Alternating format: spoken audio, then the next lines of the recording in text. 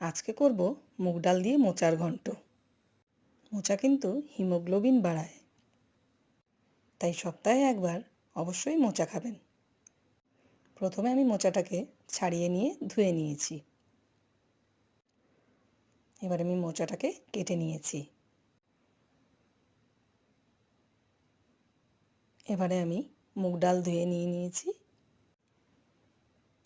কুকারের মধ্যে আমি মুগ ডালটাকে দিয়ে দিলাম। এবারে আমি পরিমাণ মতো জল দিয়ে দিচ্ছি। এবারে কেটে রাখা মোচাগুলো এর মধ্যে দিয়ে দিলাম। নুন দিয়ে দিচ্ছি পরিমাণ মতো। এবারে হলুদ দিয়ে দিলাম, জিরের গুঁড়ো দিয়ে দিলাম, কাঁচা লঙ্কা চিড়ে দিয়ে দিলাম। এবারে কুচনো আদা দিয়ে দিলাম এর মধ্যে।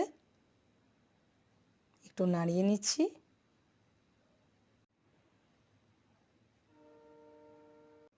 অবশ্যই মনে রাখতে হবে এতে আমি বেশি জল দেব না। এবারে কুকারের ঢাকনাটা বন্ধ করে দিলাম। খানিকক্ষণ পর আমি কুকারের ঢাকনাটা খুলে নিলাম।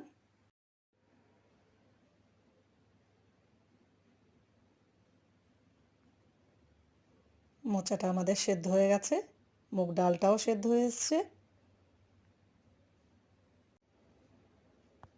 এবারে কড়াইতে আমি সর্ষের তেল দিয়ে দিলাম।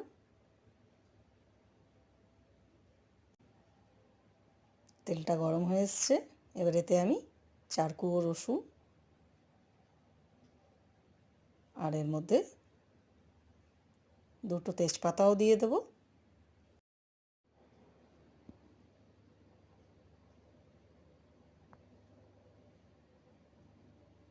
এবারে আমাদের সেদ্ধ করা ডালটা এর মধ্যে দিয়ে দিলাম।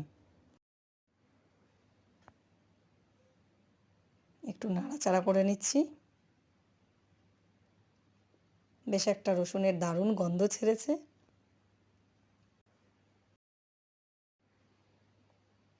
আমার তো মোচা ভীষণ ভালো লাগে।